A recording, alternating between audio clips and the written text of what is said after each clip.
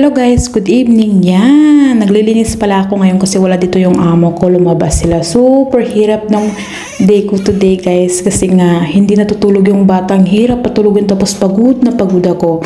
Alam niyo may nag-comment sa akin, ang pagiging nanay daw is madali lang. Parang nag-aalaga ka lang ng anak mo. Hindi po madali ang maging nanay kasi ikaw po ate, kung ikaw ay anak mo yung inaalagaan mo, kaya madali para sa'yo kasi kapag magkulit pwede mo silang paluin kasi anak mo nga.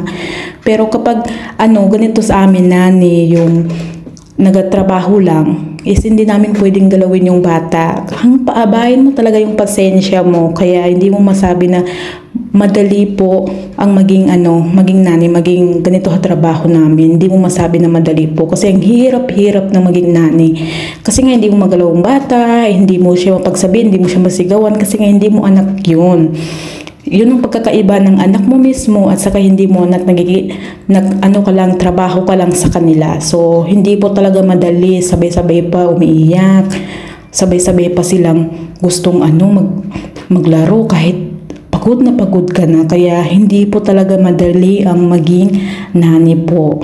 Higit pa yan sa pagiging nanay. Alam kong mahirap naman ang pagiging nanay, pero yung pagiging nanay is pwede mong paluin yung bata kasi nga nanay ka niya. Pero ganito sa amin is mga worker lang is hindi namin pwedeng galawin yung mga bata. So yan po ang masabi ko sa iyo ate. So may pagkakaiba po. Kaya hindi mo masabi na kapag ikaw ang dito is madali lang yung trabaho.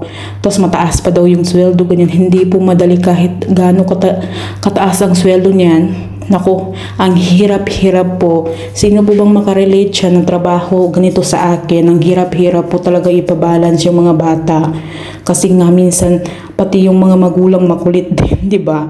So hindi mo masabi na madali lang yung trabaho namin. Super hirap po.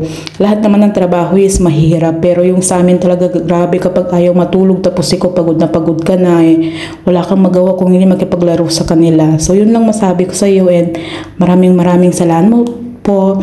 Maraming salamat ang utal ako kasi nga dito ako sa labas, hindi ako doon sa loob Nagsaglit lang ako tumapa ng basura ganyan kasi nahihiya ako. So ngayon yung last ko bukas pala. So uwi naman ako doon sa atin. So maraming salamat sa panonood and don't forget to share po. Maraming salamat.